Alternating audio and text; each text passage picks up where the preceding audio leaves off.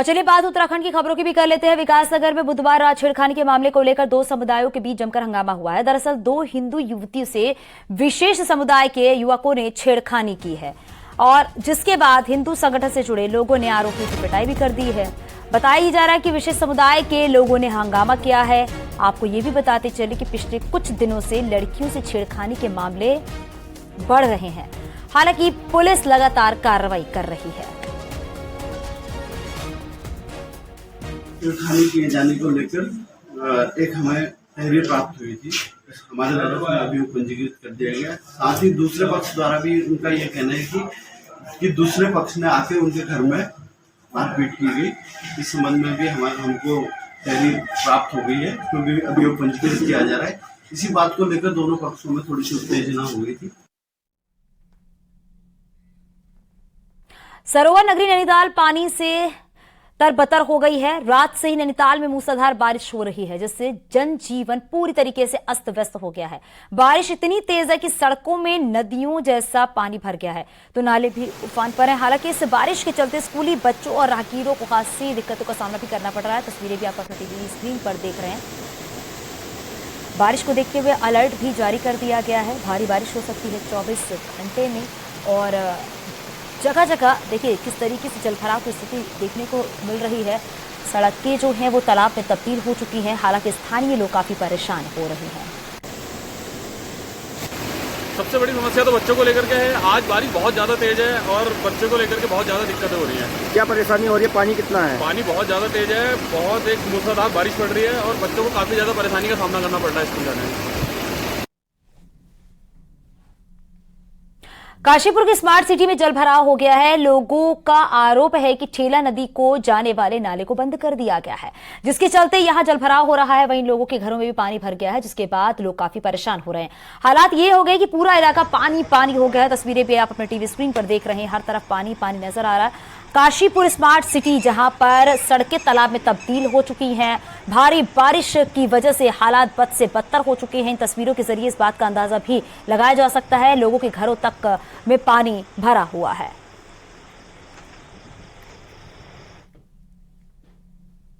हरिद्वार में भी देर रात से लगातार बारिश हो रही है। बारिश के चलते कई जगहों से जलभराव और नुकसान की तस्वीरें भी सामने आ रही हैं।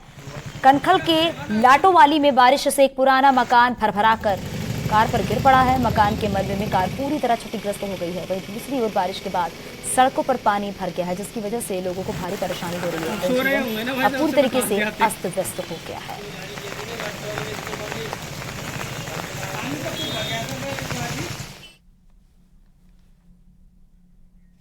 नैनीताल में बारिश मुसीबत का सबब बन गई है। यहां तेज बारिश के बाद राजभवन की सड़क जो है वो टूट गई है। डीएसपी कॉलेज के पास सड़क टूटी है। सड़क का आधा हिस्सा टूटा हुआ है। वहीं भारी बारिश की वजह से लंघम कॉलोनी को खतरा बना हुआ है। बारिश की वजह से जिले में 21 सड़कें फिलहाल बंद हैं।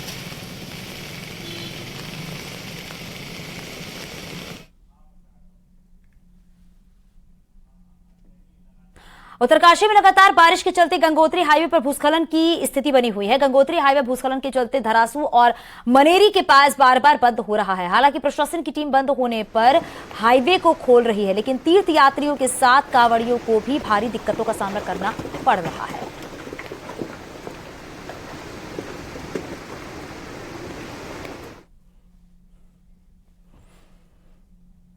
पहाड़ों में हो रही बारिश की वजह से रामनगर प्रशासन ने अलर्ट जारी कर दिया है। धनगढ़ी नाले को लेकर प्रशासन ने खासतौर पर अलर्ट जारी किया है। बारिश की वजह से बरसाती नाला उफान पर आ रहा है, जिससे भारी खतरा बना हुआ है। इसके साथ ही कोसी नदी के किनारे रहने वाले लोगों को भी प्रशासन ने अलर्ट कर दिया है।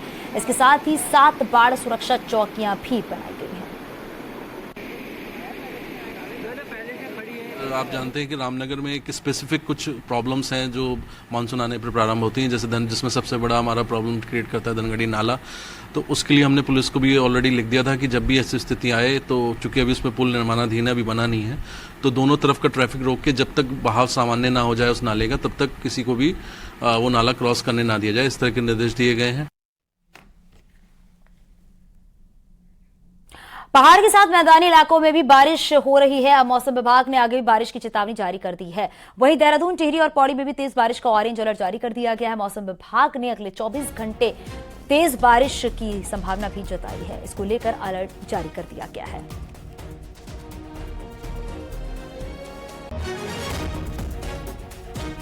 तो अगले 24 घंटे तेज बारिश की संभावना है। उत्तराखंड में मौसम विभाग ने अलर्ट जारी कर दिया है।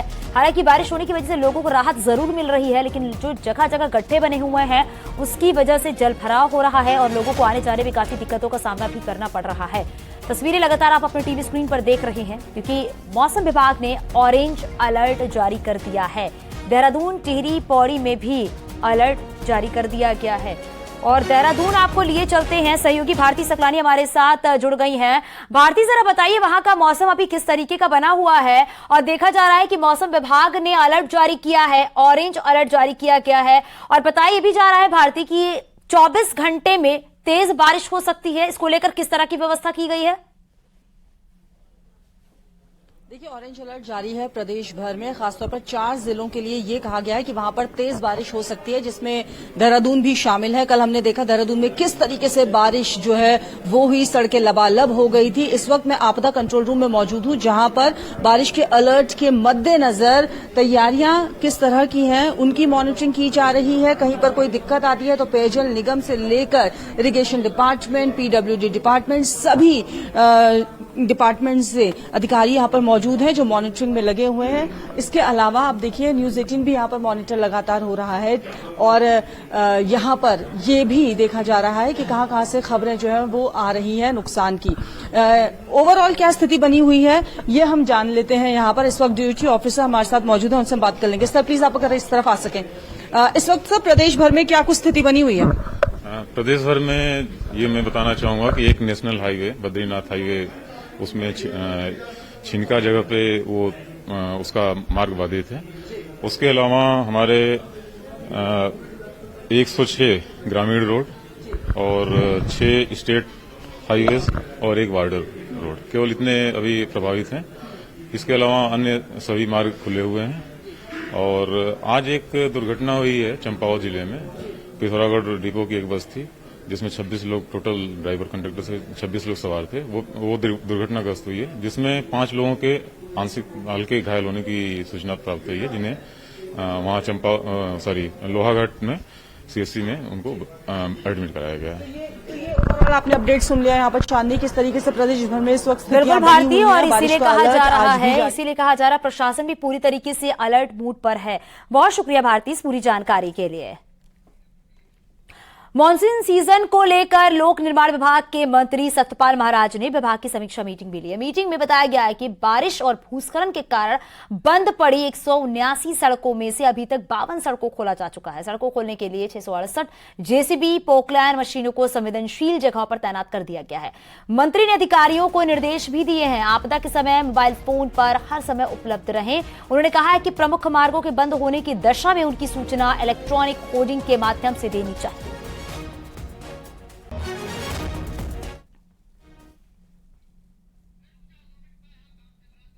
भ्रष्टाचार के आरोपी बर्खास्त आईएएस रामविलास पर ईडी ने शिकंजा कसा है। ईडी ने यादव की 20 करोड़ की संपत्ति जब्त की है। ईडी ने लखनऊ में बंगला और जमीन अटैच की है। कुल मिलाकर कहा जा रहा है कि 18 करोड़ की चल और 2 करोड़ की अचल प्रॉपर्टी को अटैच कर दिया गया है।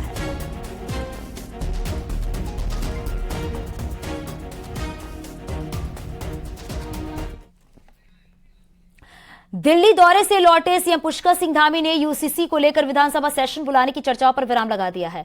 सीएम ने कहा है कि अभी ऐसा कोई विचार नहीं है। यूसीसी का ड्राफ्ट भी अभी सरकार को नहीं मिला है। ड्राफ्ट मिलने के बाद उसका कानूनी परीक्षण कराया जाएगा।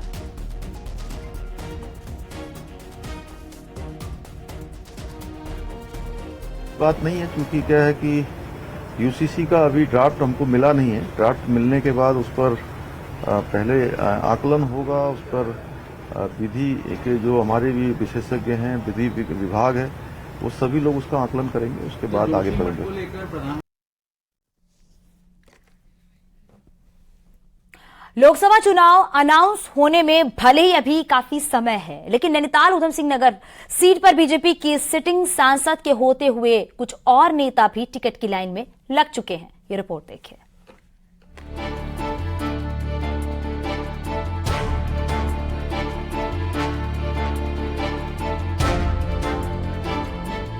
– 2024 लोकसभा चुनाव से पहले बीजेपी के सिटिंग सांसद जनता के बीच खूब पसीना बहा रहे हैं।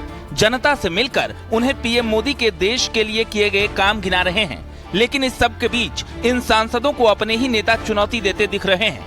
उत्तराखंड की सबसे high profile Lok Sabha seat Nainital Udham Singh Nagar seat से तो किच्छा से 4 बार विधायक रह चुके राजेश शुक्ला खुलकर अपनी दावेदारी जता रहे हैं और खुद को टिकट देने के आधार भी गिना रहे हैं। क्यों ना दे? मैं आपसे पूछ रहा हूँ, क्यों ना दे? क्या राजेश शुक्ला भाजपा कार्यकर्ता नहीं है? क्या वो पढ़ा लिखा नौजवान नहीं है? क्या 25-30 साल से उसने संघर्ष नहीं किया?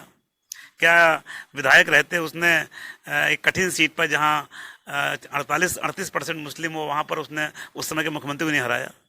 क्या वो अपने क्षेत्र में एम्स जैसी चीज़ें लाने में सफल नहीं हुआ? और क्या मैं पैमाना होना चाहिए?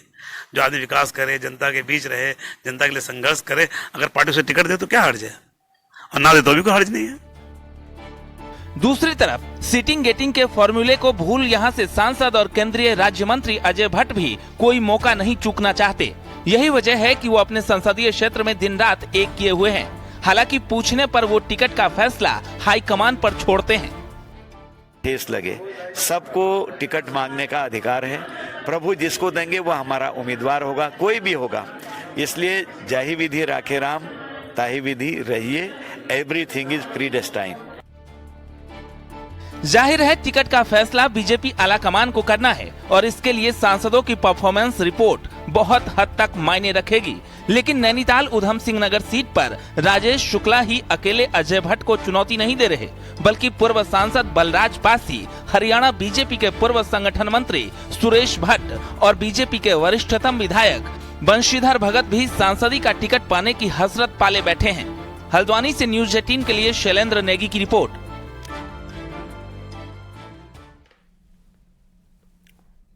अल्मोड़ा नगर पालिका की खस्ताहाली किसी से छिपी नहीं है। कर्मचारियों को पिछले 2 महीने से सैलरी नहीं मिली है और पैसे देने के लिए पालिका के पास बजट नहीं है। वहीं अल्मोड़ा दौरे पर आए शहरी विकास मंत्री से पालिका अध्यक्ष ने मुलाकात करके अपनी समस्या सामने रखी है, जिस पर मंत्री ने कहा है कि पालिका अपनी आय बढ़ाए और कर्मचारियों को वेतन देने के लिए शासन स्तर पर भी विचार किया जाएगा। ये माननीय मंत्री जी से हमने ये मांग की है कि जो पैसा राज्य वित्त आयोग की संस्तुति से सरकार ने देना है वो अभी तक हमारे पास नहीं पहुंचा है, जिसकी वजह से कर्मचारियों का वेतन नहीं निकल पा रहा है, सेवा नहीं। देखिए 2-3 बातें तो बहुत साफ हैं कि एक तो हमें अपने निकायों के राजस्व को बढ़ाना चाहिए।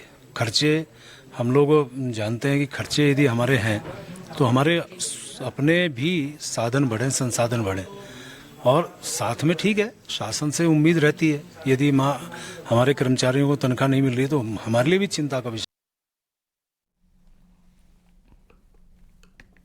उत्तरकाशी डीएम ने गुंदिया याट गांव में आयोजित चौपाल में देर रात ग्रामीणों की समस्या सुनी है। सरकार जनता के द्वार कार्यक्रम के तहत ही डीएम पुरोला तहसील के दूरस्थ गांव गुंदिया याट गांव पहुंचे और ग्रामीणों की समस्याएं भी सुनी है। अधिकांश समस्याओं का निस्तारण भी अधिकारियों की मौजूदगी में मौके पर ही किया गया। इसमें विभिन्न समस्याओं पर चर्चा हो रही है, जिसमें कृषि संबंधित विषय हैं, सिंचाई की जो लोगों कृषकों को समस्या आ रही है और वहाँ पे ठोस अपशिष्ट प्रबंधन की, और इस क्षेत्र को पर्यटन की दृष्टि से कैसे विकसित किया जा सकता है, उस पर एक परिचर्चा स्थानीय। आगे भी खबरें जारी हैं और रुकेंगे छोटे से ब्रेक के लिए, चलते लौटते हैं।